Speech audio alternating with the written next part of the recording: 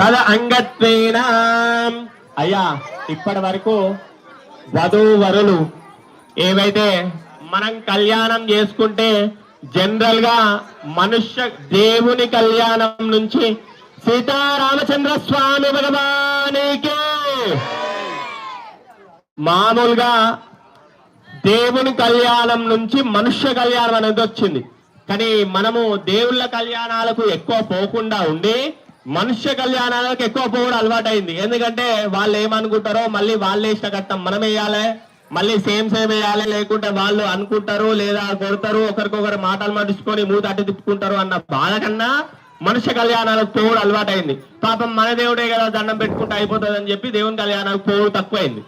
కాబట్టి వాస్తవానికి దేవుని కళ్యాణం నుంచి మనుష్య కళ్యాణం వచ్చింది. కానీ మనం మనుష్య కళ్యాణంలో ఏం చేస్తాము, పిల్లాన్ని ఒకరికొకరు